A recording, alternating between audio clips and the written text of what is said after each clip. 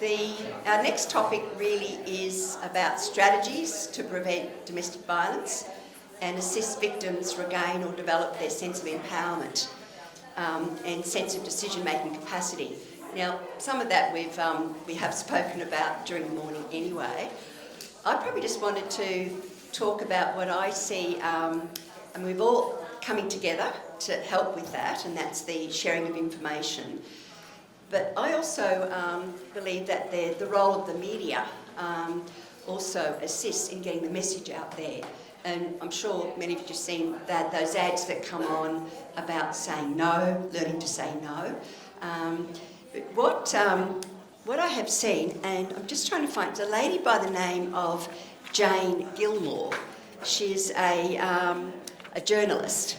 And she goes through and she makes changes in headlines in various papers, and she's really having quite an impact.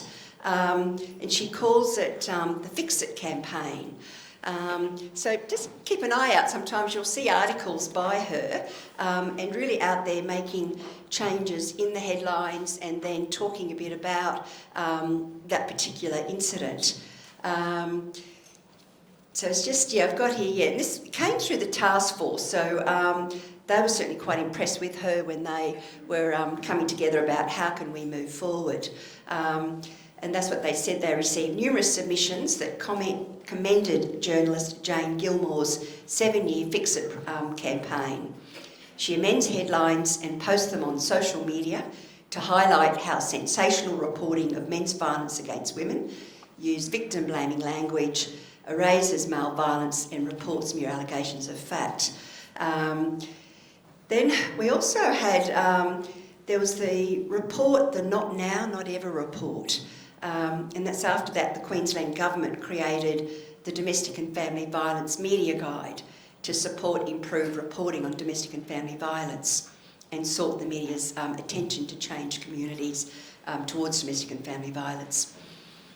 I recall having a client with me, this was a few years back, and it was after the Alison Baden-Clay, where she was killed by her husband, and it was very much in the media. But a lot of that was the start of some of this coercive control. And I had a lady in front of me, professional lady, and she said to me, we're chatting away, and she said, I just saw last night the detective reporting about the Alison Baden-Clay matter. And he's saying, just because you don't have bruises doesn't mean you haven't suffered family violence. And she said to me, I sort of woke up then, and that's what I've been subjected to. It was a situation where hubby had worked away, it was 6 weeks away, 2 weeks back, etc. They had a young daughter, so she was really the primary carer of the daughter. And what she was saying is, and then there was, he was back and he said, I'd like to spend time with the daughter. I'll make a lunch, I'll take her to school. Yep, you go off to the gym. So she goes off to the gym and then comes back and the daughter's still there. And she says, I thought Dad was going to drop you to school. She said, no, Dad's gone. And then when she talks to Dad later that evening, she said, well, you said you were going to take her to school, make her lunch. He said, I didn't say that.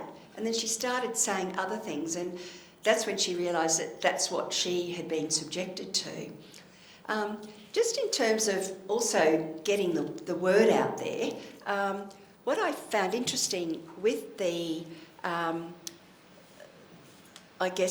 task force report, and I said it's 3 volumes and it's quite a lot of reading, but what there's a group called Hairdressers with Hearts, and they've set up a group, and that started, I think, 2019, they launched their group.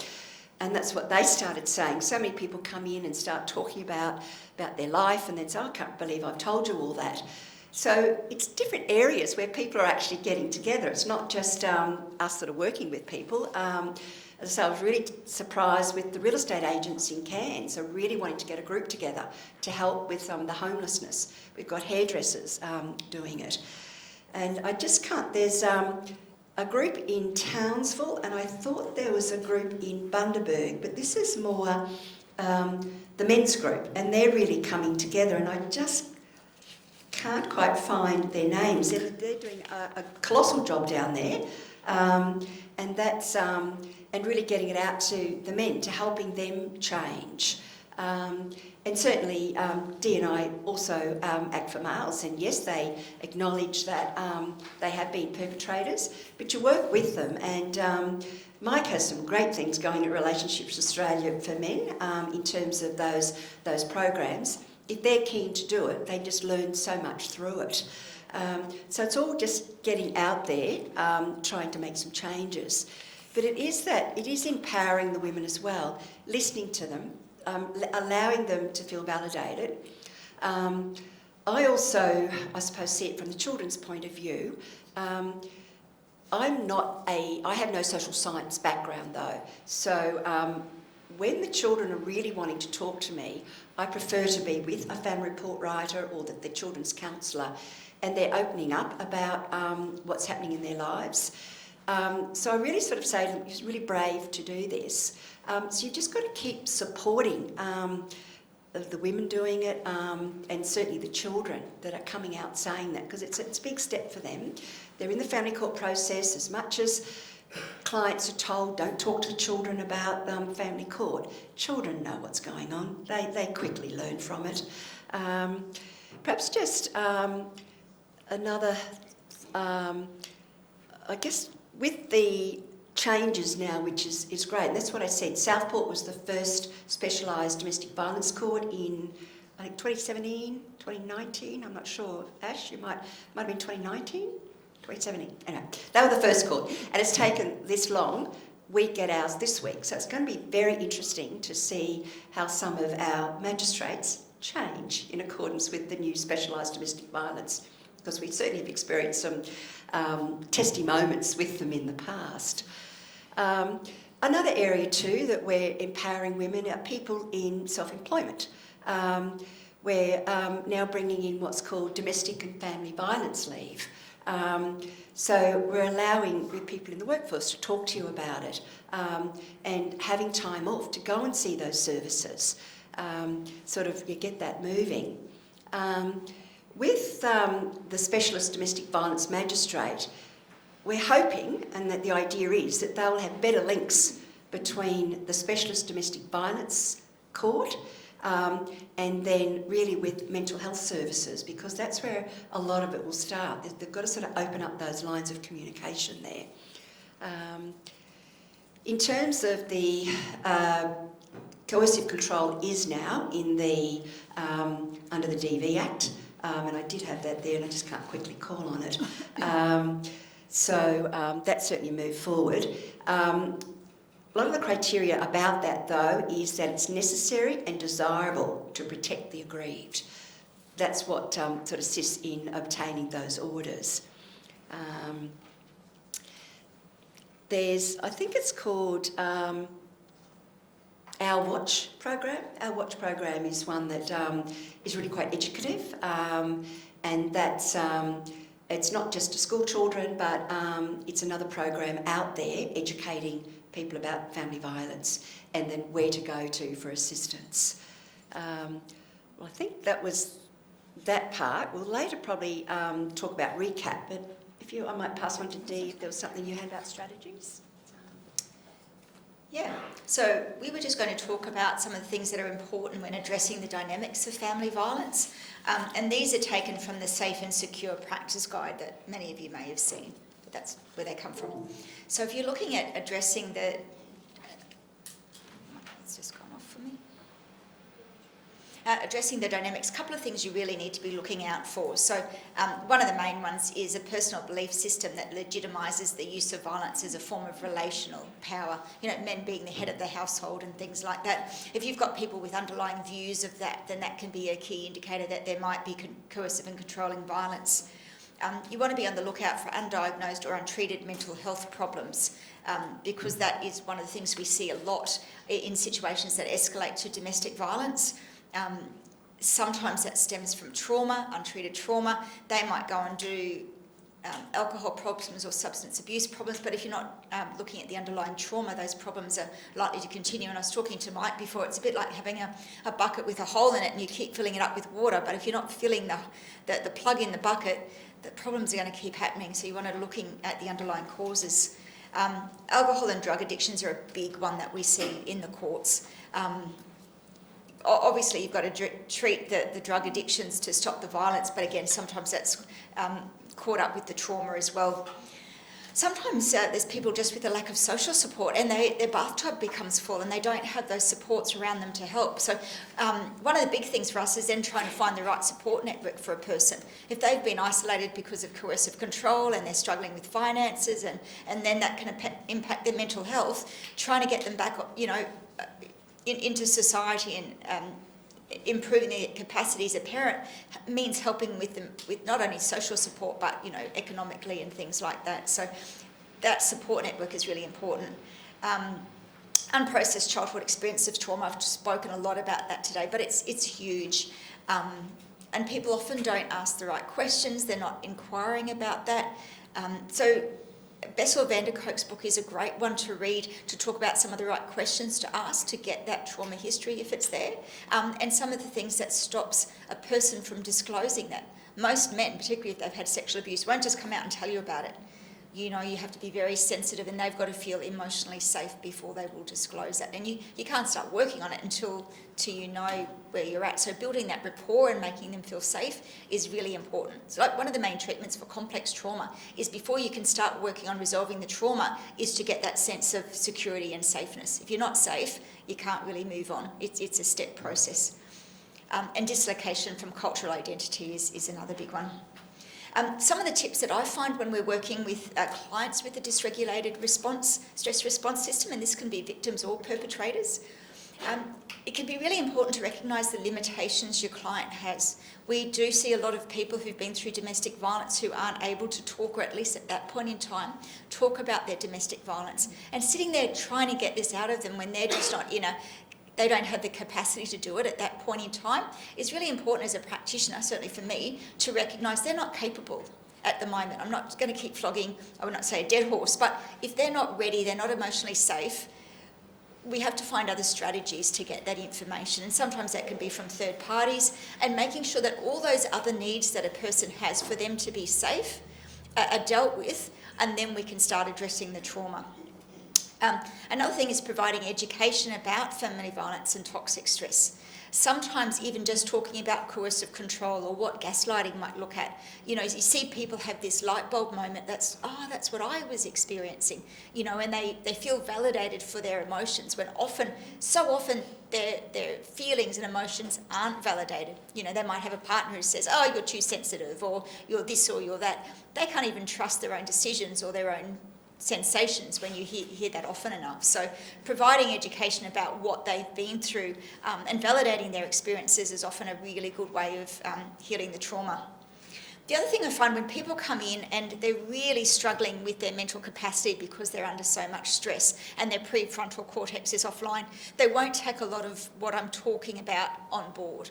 So when I'm talking to them, I try and reduce their options to writing really simply. It might be a little dot point, these are the 3 things they do, and I'll email it to them and I'll give it with them to take, because so many of them I'm sure get out of the office and go, oh, what was all that about? Because they're so highly stressed. So keeping things really simple for them but putting it in writing so they can refer to that is really good. Making referrals to other services and not just cold referrals. So the example I gave before is when that lady I thought was disassociating had to go and see TSAS, giving her a statement that I'd already taken that she could take with her, and I got permission from her to ring TSAS and tell them what I think was happening, so that when she went in, she didn't have to go through telling her story all over again, because that can be exhausting for people to be telling their trauma story over and over again. So working with the service providers. Working out what external evidence might be available. Often coercive control is denied. People will often admit physical violence if there's evidence of that, but most of the time when there's coercive control, the perpetrator will deny that they're doing that. And it's a he said, she said type situation, and often no witnesses. So working together what external evidence can be quite validating for your client and help you put the jigsaw together. as lawyers, we do a really detailed chronology. When someone comes in and they're in that stress response and they can't remember a lot of what happened, strangulation, non-lethal strangulation is a really big one, because often they'll pass out and they don't remember what happens. And over time they might remember bits and pieces of different things. They might remember when things have happened. So we'll start a chronology that I do as a Word document, and as they remember more and we get more external evidence, we put all that together. And that can not only help me piece the jigsaw together, but them as well, particularly if they've got to go to court and give evidence about this. So we share that document and they can use that, and we add to it over time. And always validating clients' experiences and their feelings. Not necessarily the behaviour, sometimes the behaviour is inappropriate, but validating their experiences and making them feel safe is really, really important. So that concludes our talk. Did anybody have... Sorry, I just found with the perpetrators group and the task force, highly commended, and was really impressed with, and it's a group called the Stronger Fathers, Stronger Families Perpetrator Program, and it's delivered by Uncle Charlie Rowe, and that's in through the Kabul Medical Services Toowoomba, and it was the Yumba meter in Townsville. So very much saying it is important that we do also work with the perpetrators to be able to perhaps move people forward. Just, and I suppose it was interesting just talking to someone during the luncheon break, and I know it's not part of the family violence that we had spoken about, and I'd raised this with Dee last week, is that what I'm also finding though is it's the older boys. They've been through the separation, there's been family violence, we're then in separate families, and they're actually now then moving towards violence towards their mum. I know it's not really part of our agenda, but I'm seeing it as an independent children's lawyer, and it's something that we just cannot hide under the carpet. We really need to be looking at that as well. And just another thing, I suppose, because I'm ancient, I've been around forever, and we talk about generational violence, I'm now seeing the children of clients that I saw many years ago, and it's the same pattern. It hasn't changed. Daughter's choice of partner. What's that? The daughter's choice of partner. Yeah, absolutely. Daughter's choice of partner. Absolutely. Yeah. Yep. And that's, sometimes the respectful relationships, teaching what is a relation. You know, that might be normal to what they grew up in, but not. It's not helpful. Not helpful. Yeah. Did anyone have any questions? Any comments they wanted to say before we conclude?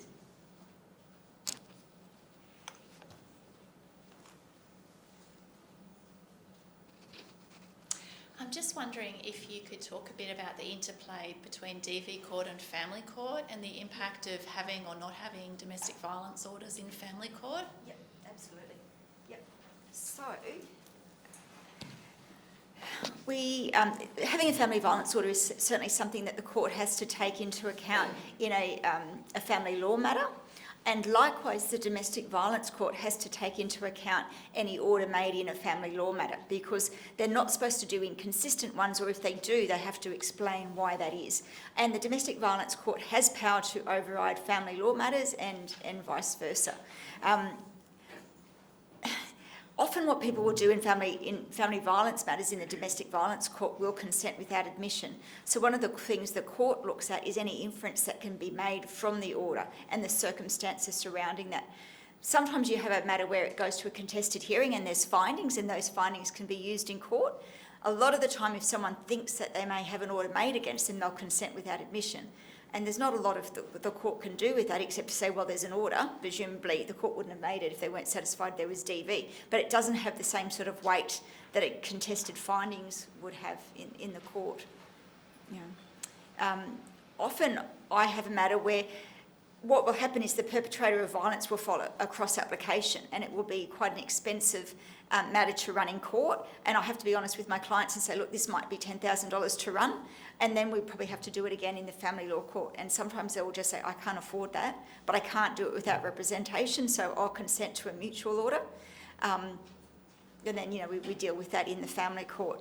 But the expense of doing that, if the police won't run it, is often prohibitive for clients. There can be lots of reasons why people consent or they don't proceed, not just because they don't think they have a case. Yeah. What about in the case where somebody, doesn't have domestic violence order, Is the current judge placing a lot of weight on that, the No, non-existence? so I probably should mention that when you file in the family court, you have to file what's called a notice of risk, where you set out any concerns, and that addresses, drug and substance abuse, domestic violence, other mental health issues, other concerns that you've got. So you can put all that in there. The biggest problem, though, is when you file and you're seeking interim orders, you generally are only allowed to file 10 pages, and the first page is a cover page of a document, so really you've got 9 pages. And in parenting matters, there's a whole lot of things you need to address, not just domestic violence. If someone's punched you in the head and you can summarise that in 3 lines, that's pretty good, but coercive control is one that you have to really detail to spell out, and often they don't let you put that much material in, so that can be quite problematic, because if a person can't put forward what they've experienced, they may not perform very well when you go into a family report or a child impact report, because they don't get to take somebody with them. So that's when you might be thinking, okay, this person, we need to find external evidence that we can put in about what's happened, so text messages or a third party who's witnessed things, whatever evidence we can find. It might be a psychological report of how long they've been going to a psychologist making reports about stuff. We subpoenaed a doctor one time because my client had said that when she was pregnant, the ex-partner just took over her pregnancy. He would go in and speak over her in appointments, and she could never get a word in edgewise. And when we subpoenaed the doctor actually said it was a really unusual situation, that she didn't talk at all. He answered all her questions, and that was sort of validating for what she had been talking about. So sometimes there's different evidence that you can use. As I said before, some of the worst cases of domestic violence I've had have not had domestic violence orders. The court sort of understands that there can be a lot of reasons why you don't. It's only a piece of paper at the end of the day.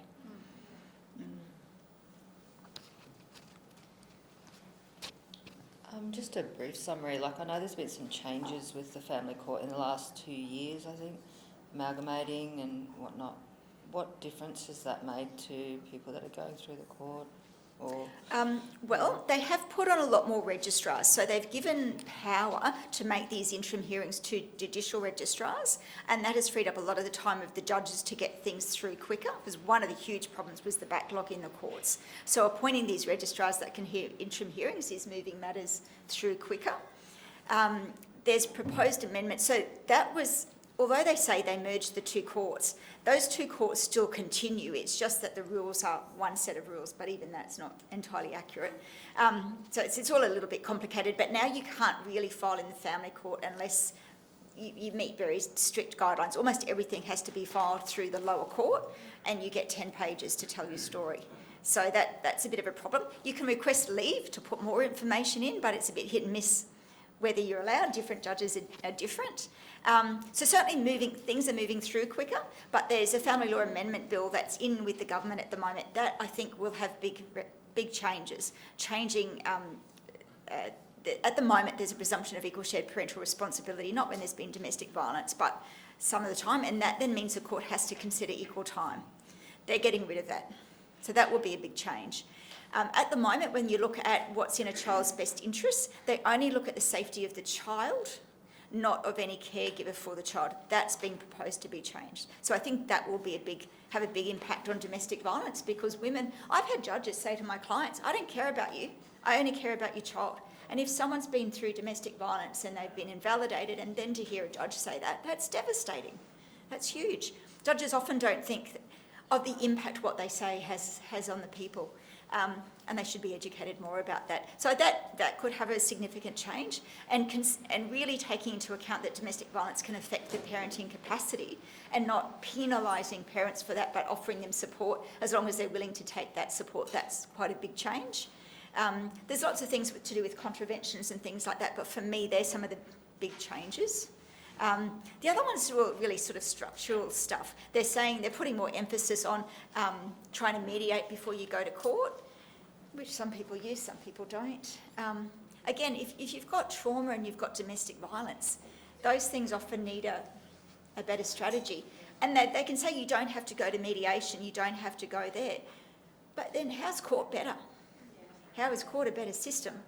So I think that parenting coordination and things like that, we have people who are really trained and informed about trauma and domestic violence, who perhaps have power to get external sources, to get external information, is probably better. Did I see a hand up? Sorry. Yeah. Yeah, just in relation to your point about the training of Yeah. Legal professionals, is that one of the recommendations that judges, ICLs, family report writers should be receiving training? Yeah, and there's around lots of DV? different reports. So Bev spoke quite a bit, and feel free to jump up. Yeah, I suppose that's what I was just going to follow on from there. Yeah. Is one of the big changes has been this EVIT list, and that's where there is family violence concerns or immediate concerns for the welfare of the child. They're moving towards this EVIT list and straight away appointing independent children's lawyers, so you're getting the orders early, you're getting the files, and they've got specialised registrars just dealing with that, so you're not then with the mix. So that way they're streamlining it, which is really good. Look, just something when you were chatting, I saw someone last week, a professional lady who's really been following some of these changes. She's been looking at the task force reports. And after talking to her, she's decided she's not going to separate. She said, I'm not going to separate the children of this age. I've only got a few more years, because she's realised the coercive control that she'd been living under for years, that the children would have that if she left, and she just could not put the kids through that. So very, it was interesting, but that was her take at the end of the day. But look, there are gaps with the family court, no doubt about that. That's why I'm on the Family Law Council, I'm raising it. And I think ultimately there will come a time it will all be in the one court, because it's not working. There's the gaps with your child protection, your family violence, family court, depending on the judges. So there is a gap there. Yeah, and there's certainly, I mean, that recent story about that family court report writer really, Wasn't raised it? an important issue. There's some very dodgy ones out there, and really need to do something about that. And I'm an independent children's lawyer, so I engage some of these report writers. I should, so okay, they're the expert, I accept their recommendations, but I'm telling you lately I'm not. So it is, it's concerning, yeah. People who say they're trauma informed. Yeah, they're not trauma-informed at all, not at all. And even the process itself too. I mean, you know, you were saying earlier, Bev, like, how did we not see what was happening in that case where that father murdered the young children? Why did the family report writer not see it? Well, because they have 1 hour to interview each parent and 5 minutes with each child. I mean, that's that process itself. What can you find out in that short amount of time? And risk of change, you get one report. One report. And it depends on how they present at that time. I mean, when I first started, family report writers were going into the home and they were saying, I walked in the home, lovely photos of the children on the wall. They got that sense of what this family was about. It's not happening now. It's over at the family court, it's very sterile. Yeah. Or sometimes not even in person. Then it was, of course, by Zoom, particularly during COVID. But then, so all the kids had to go through that, and then when it was going to trial, the judge would say, that's just not good enough because it was by Zoom. We had to see these children in person, so there's further delays. And further trauma for the children. Absolutely, absolutely. Yeah, especially when there's multiple reports and, you know, and then when they're asked their views and then they're not taken into account anyway. And Yeah, because it's usually one parent influencing that, and yet they're not really hearing from the child. Yeah. I know I went against a report writer who'd recommended no time with dad. I mean, these girls were teenagers, they were articulate, both doing well at school, their sport, and they were very clear in their instructions to me. They wanted to spend time with their dad. So I went against the report writer, and that's continued on, What I love about ICL work is kids come back and see me later, and I love that. I love to see the confidence and how different they are, I'm just going to mention with the Hero Voice report that was from Queensland, there was certainly a lot of recommendations that judges undergo training. All lawyers in Queensland now will have to go training as part of the Queensland Law Society, and the Bar Association is recommending that all barristers undergo training. University students to get their degree will have to go trauma training. I went through uni, I learnt nothing. There was no trauma, no DV, any of that. All of this has been off our own bat. Probably learnt to drink, but not a lot about trauma. Whereas now that will be different. There are things coming out of that from the Queensland side of things, and the Government Law Reform Commissioner recommending similar things. My question was just also about, has it sort of come up today, the issue of child support and I guess the pressures that we're under in society at the moment, and that can be a driver for obviously some of these disputes, and whether the court is looking at that, because my understanding would be that the court is very much like, well, that's child support and this is family law, and it's not necessarily... It's a complicated issue. Yeah. It is a factor taken into account under 60cc, but then they sort of say, we're not going to delve into what that assessment was because we get some pretty bad assessments sometimes. That's another whole week of discussion. But yeah, it can be a huge stressor. Yep, Ash? Like I often have clients that come in and say he has never been involved with the child, he's just gotten the child support assessment, and suddenly, lo and behold, he wants to spend time with the children, and they're of the view that the proceedings are very much driven by that. We can't exactly spell that out in the affidavits, but I think the court can draw its own conclusions in that regard. And also worth noting that the Centrelink often requires women to at least attempt to collect child support to receive the family tax benefit, though there is an exemption available. So if their client has experienced domestic violence, they can speak to a Centrelink social worker and sometimes get that exemption, so they can still receive the payment and not have to go through all of that, especially where the violence is continuing because of the child support issue. Yep. Any other comments, questions, feedback you want to give us about the talk? I was just going to say, this has been absolutely awesome. Oh, thank I you. mean, I've been in the field a long time, but it's just, it's heartwarming to see, family law practitioners actually, trauma-informed people. I just want to thank you. It's, Oh, thank should you. be That's doing great this more feedback. and more. This is just beautiful. And thank you all for coming, because we wouldn't be able to hold a workshop if you didn't register and agree to come. So thank you. Everyone ready to go? Well, thank you so much. And we'll send out a survey. So if you've got any more questions of things you would like workshops on, feedback, things that you thought perhaps you weren't so interested in, but things you were, let us know, because we won't be able to improve if we don't get feedback. So thank you. Thank you so much.